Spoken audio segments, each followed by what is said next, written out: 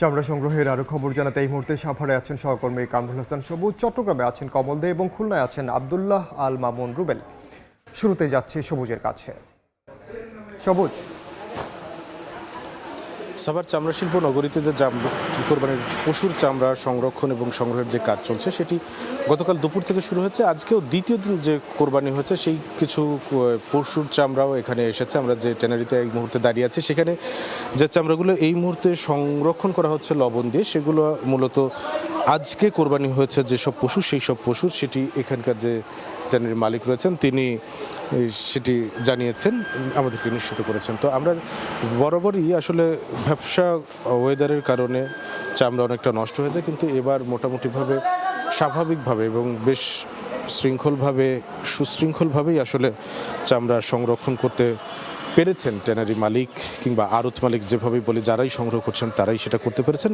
কারণ গতকালকে পর্যন্ত, অর্থাৎ সকাল পর্যন্ত সেভাবে গরম হয়নি, তবে আজকে কিন্তু একটু ব্যবসা গরম পড়েছে। অর্থাৎ এই আজকে যে পশুগুলো কোরবানি হবে সেগুলো যদি খুব দ্রুত সময়ের ভেতরে লবণ দিয়ে প্রক্রিয়াজাতকরণ করা না হয় তাহলে কিন্তু এই চামড়াগুলো গুণগত মান নষ্ট হয়ে যাবে, যেগুলো পরবর্তীতে আসলে পণ্য তৈরিতে কিংবা যদি শুধুমাত্র ওয়েট ব্লু বা এরকম প্রক্রিয়াজাতের দ্বিতীয় ধাপে গিয়ে যদি সেল করা হয় সেখানে কিন্তু আবার মূল্য পাওয়া যাবে না। তো সেই জায়গা থেকে চামড়া সংরক্ষণের যে কাজকর্ম চলছে, আমরা যেটা দেখছি যে ট্যানারিতে যে কার্যক্রমগুলো চলমান রয়েছে সকাল থেকে চলছে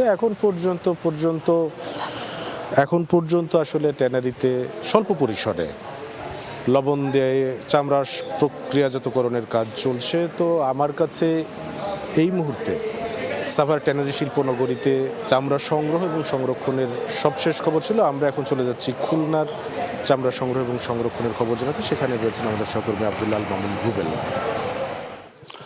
খুলনায় পবিত্র ঈদুল আজহার পর কোরবানির পশুর যে চামড়া সেটি সংরক্ষণের কার্যক্রম কিন্তু খুলনার 0 পয়েন্ট এলাকায় যে আড়ত রয়েছে, চামড়ার আড়ত, সেখানে কিন্তু আসলে চলছে।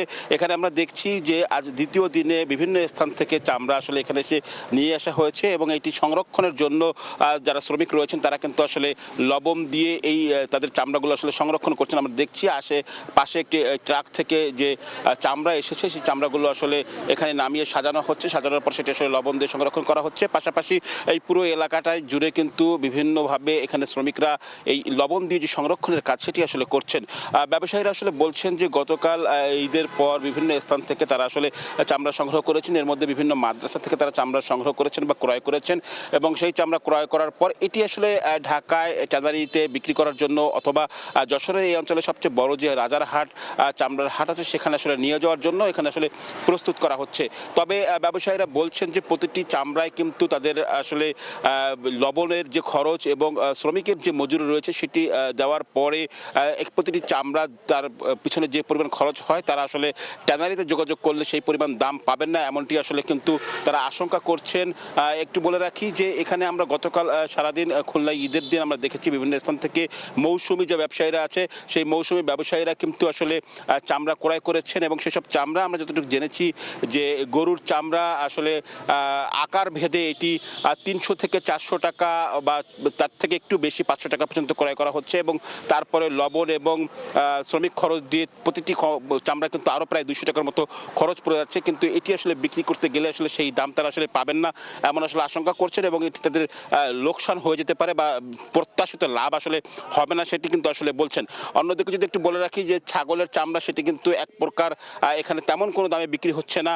কোনো চামড়া আসলে সর্বোচ্চ 50 টাকা দরে বিক্রি হলেও অনেকেই আমরা দেখছি যে ছাগলের চামড়া আসলে ফেলে দিচ্ছেন, সেটি আসলে বিক্রি করতে পারছেন না।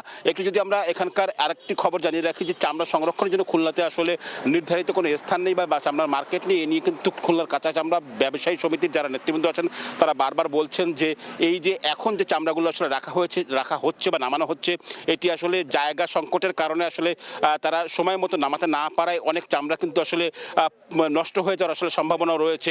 এছাড়া যদি একটু বলে রাখি যে এই যে চামড়া সংরক্ষণের যে বিষয়টি এটি আজকের পরে আসলে বাজারে তারা রাজারহাটে বা ঢাকার ট্যানারি হাটে যেটি রয়েছে সেখানে আসলে নিয়ে যাবেন বা অনেকেই আসলে নিয়ে যাওয়ার জন্য আসলে প্রস্তুতি নিচ্ছেন এবং তারা আসলে প্রত্যাশা করছেন যে তারা আসলে দাম পাবেন, কিন্তু সংখ্যাও তাদের আসলে রয়ে গেছে। তো আমার কাছে এই ছিল খুলনা থেকে চামড়া সংরক্ষণের সবশেষ খবর। দুঃখিত, আমাদের চট্টগ্রামের সংযোগটি বিচ্ছিন্ন হয়ে গেছে। সরাসরি যুক্ত ছিলাম সাভার এবং খুলনায়।